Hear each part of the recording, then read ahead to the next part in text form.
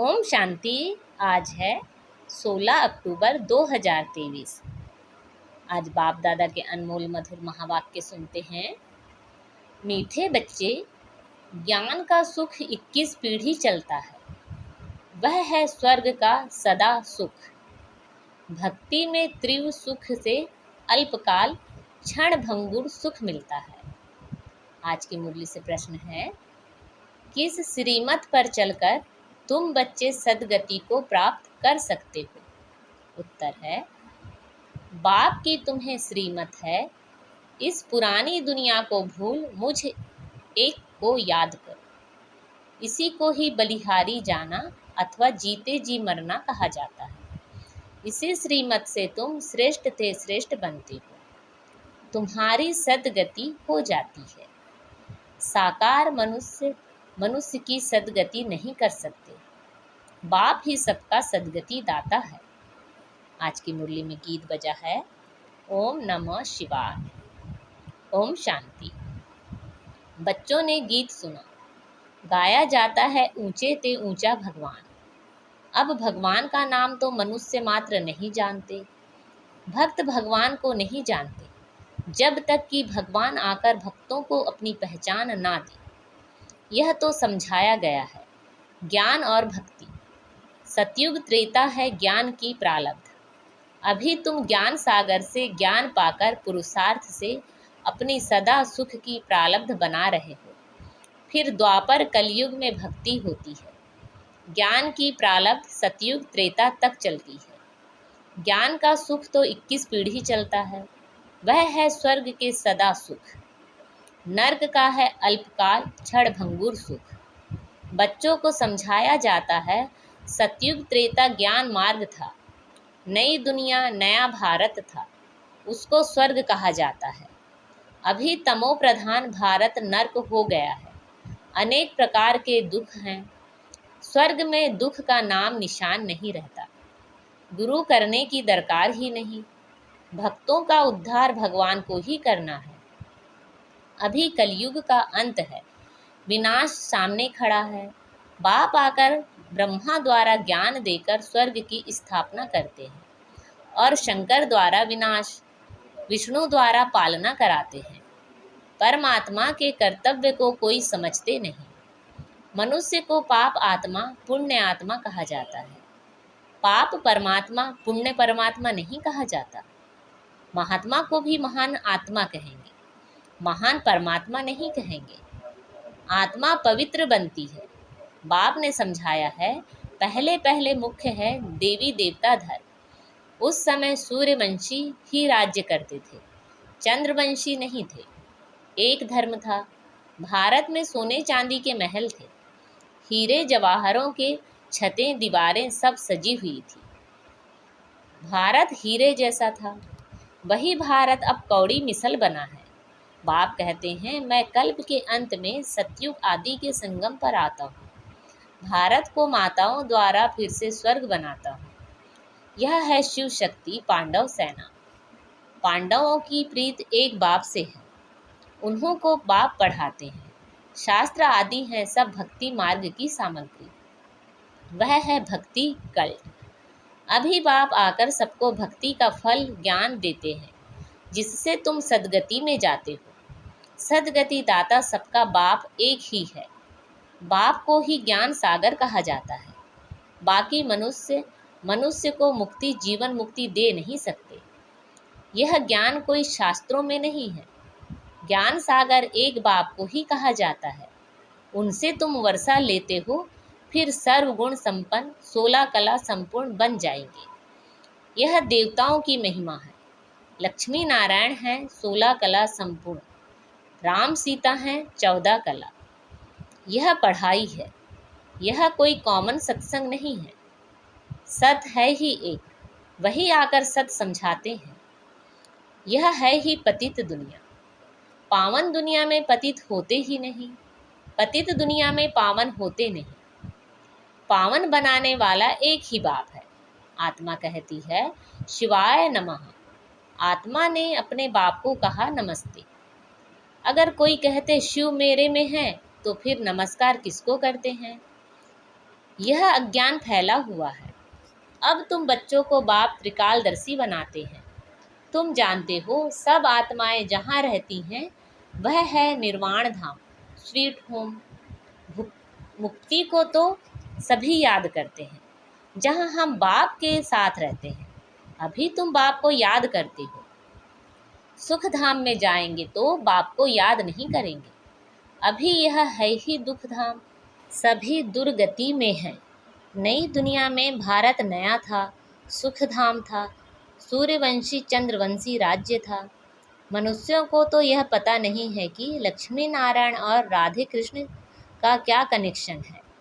वह राजकुमारी, वह राजकुमार अलग अलग राज्य के हैं। ऐसे नहीं कि दोनों ही आपस में भाई बहन हैं। वह अलग अपनी राजधानी में थी। श्री कृष्ण अपनी राजधानी का राजकुमार था। उन्हों का स्वयंवर होता है तो लक्ष्मी नारायण बनते हैं। सतयुग में हर चीज़ सुख देने वाली है, कलयुग में हर चीज़ दुख देने वाली है। सतयुग में किसी की अकाले मृत्यु नहीं होती। तुम बच्चे जानते हो हम अपने परम पिता परमात्मा बाप से सहज राजयोग सीखते हैं, नर से नारायण, नारी से लक्ष्मी बनने के लिए। यह स्कूल है। उन सत्संगों आदि में तो कोई एम ऑब्जेक्ट नहीं होती। वेद शास्त्र आदि सुनाते रहते हैं। बाप के द्वारा तुम इस मनुष्य सृष्टि चक्र को अब जान गए हो। बाप को ही नॉलेजफुल, ब्लिसफुल, रहमदिल कहा जाता है। गाते हैं ओ बाबा आकर रहम करो। हेविनली गॉड फादर ही आकर हेवन स्थापन करते हैं संगम पर। हेवन में बहुत थोड़े मनुष्य होते हैं, बाकी इतने सभी कहाँ जाएंगे। बाप सभी को मुक्तिधाम में ले जाते हैं। स्वर्ग में सिर्फ भारत ही था, फिर भी भारत ही रहेगा। भारत सचखंड यहाँ गाया हुआ है। अभी तो भारत कंगाल बन गया है, पैसे पैसे के लिए भीख मांगते रहते हैं। भारत हीरे जैसा था, अब कौड़ी मिसल है। यह ड्रामा के राज को समझना है। तुम रचयिता बाप को और उनकी रचना के आदि मध्य अंत को जानते हो। मनुष्य गाते भी हैं वंदे मातरम, परंतु वंदना पवित्र की ही की जाती है। परमात्मा ही आकर वंदे मातरम कहना शुरू करते हैं। शिव बाबा ने ही आकर कहा है, नारी स्वर्ग का द्वार है, शक्ति सेना है ना। यह स्वर्ग का राज्य दिलाने वाली है, जिसको ही वर्ल्ड ऑलमाइटी अथॉरिटी राज्य कहा जाता है। तुम शक्तियों ने स्वराज्य स्थापन किया था, अब फिर से स्थापन हो रहा है। राम राज्य कहा जाता है सतयुग को। अभी भी कहते हैं राम राज्य हो, परंतु वह कोई मनुष्य तो कर ना सके। इन कॉर्पोरियल गॉड फादर ही आकर पढ़ाते हैं। उनको भी जरूर शरीर चाहिए, जरूर ब्रह्मा तन में आना पड़े। शिव बाबा तो तुम सब आत्माओं का बाप है। प्रजापिता ब्रह्मा भी गाया हुआ है। पिता तो बाप ठहरा ना। ब्रह्मा को ग्रेट ग्रेट ग्रैंड फादर कहा जाता है। आदि देव और आदि देवी दोनों बैठे हैं, तपस्या कर रहे हैं। तुम भी तपस्या कर रहे हो। यह है राजयोग। सन्यासियों का है हठ योग। वह कभी राजयोग सिखला नहीं सकते। गीता आदि जो भी शास्त्र हैं वह सब हैं भक्ति मार्ग की सामग्री। पढ़ते आए हैं परंतु तमो प्रधान बन गए हैं। यह वही महाभारत लड़ाई है जिससे विनाश होना है। साइंस कोई वेदों में नहीं है, उनमें तो ज्ञान की बातें हैं। यह साइंस बुद्धि का चमत्कार है जो इन्वेंशन निकालते रहते हैं, विमान आदि बनाते हैं सुख के लिए, फिर पिछाड़ी में इनके द्वारा ही विनाश होता है। यह सुख का हुनर भारत में रह जाएगा, दुख का हुनर मारने आदि का खल्लास हो जाएगा। साइंस का अक्ल चला जाता है। यह बॉम्ब्स आदि कल्प पहले भी बने थे। पतित दुनिया का विनाश, फिर नई दुनिया की स्थापना होनी है। बाप कहते हैं तुमने 84 जन्म पूरे किए हैं, अब इस देह का अहंकार छोड़ मुझ बाप को याद करो तो याद की योग अग्नि से विकर्म विनाश होंगे। रावण ने तुमसे बहुत विकर्म कराए हैं। पावन बनने का तो एक ही उपाय है। तुम आत्मा तो हो ही, कहते भी हो मैं आत्मा, ऐसे नहीं कहेंगे मैं परमात्मा हूँ। कहते हो मेरी आत्मा को रंज, नाराज मत करो। आत्मा सो परमात्मा कहना यह तो बहुत बड़ी भूल है। अभी है तमो प्रधान व्यभिचारी भक्ति, जो आया उनको बैठ पूछते हैं।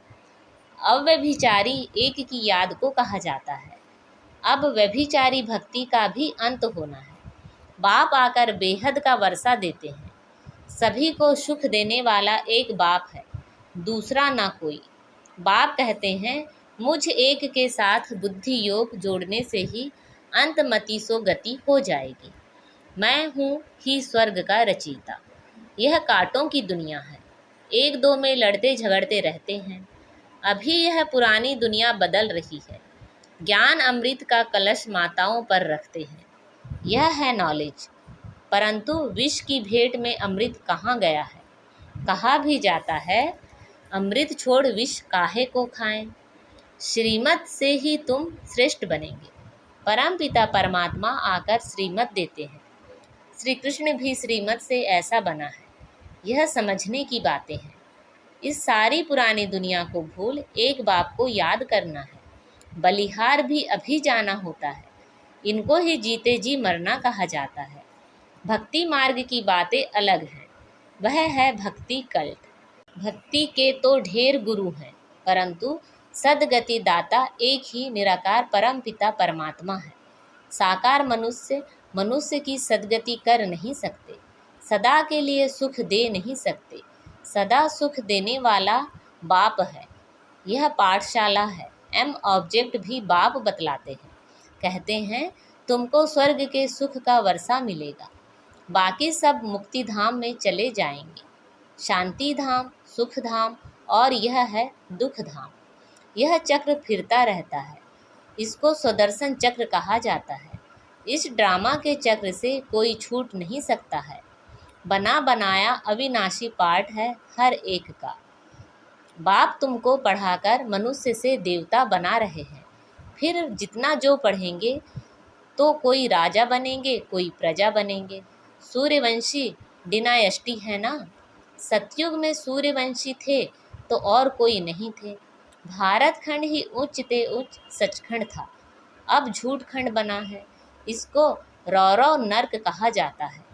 पैसे के लिए कितनी मारा मारी होती है।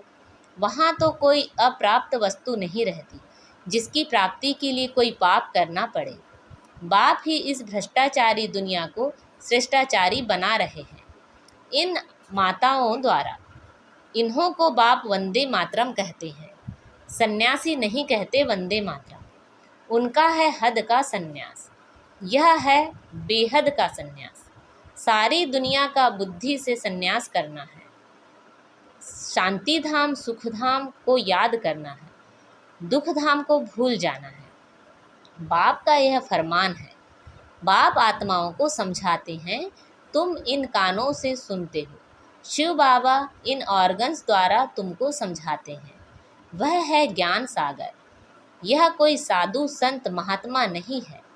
अच्छा, मीठे मीठे सिखी लदे बच्चों प्रति माता पिता बाप दादा का याद प्यार, गुड मॉर्निंग और नमस्ते। रूहानी बाप की रूहानी बच्चों को नमस्ते। हम सब रूहानी बच्चों की रूहानी माता पिता बाप दादा को याद प्यार, गुड मॉर्निंग और नमस्ते। आज की मुरली से धारणा के लिए मुख्य सार हैं। बाप पर पूरा बलिहार जाना है। देह का अहंकार छोड़ योग अग्नि से विकर्म विनाश करने हैं। एम ऑब्जेक्ट को बुद्धि में रखकर पढ़ाई करनी है। बने बनाए ड्रामा को बुद्धि में रखकर स्वदर्शन चक्रधारी बनना है। आज बाबा ने हमें वरदान दिया है, सदा उमंग उत्साह के पंखों द्वारा उड़ती कला में उड़ने वाली श्रेष्ठ आत्मा भव। ज्ञान योग के साथ साथ हर समय हर कर्म में हर दिन नया उमंग उत्साह बना रहे। यही उड़ती कला का आधार है। कैसा भी कार्य हो, चाहे सफाई का हो, बर्तन मांजने का हो, साधारण कर्म हो, उसमें भी उमंग उत्साह नेचुरल और निरंतर हो। उड़ती कला वाली श्रेष्ठ आत्मा उमंग उत्साह के पंखों से सदा उड़ती रहेगी। वह कभी कंफ्यूज नहीं होगी। छोटी छोटी बातों में थक कर रुकेगी नहीं। आज का स्लोगन है, जो निर्माण चित्त अथक और सदा जागती ज्योत है, वही विश्व कल्याणकारी है। जो निर्माण चित्त अथक और सदा जागती ज्योत हैं, वही विश्व कल्याणकारी हैं। अच्छा, ओम शांति।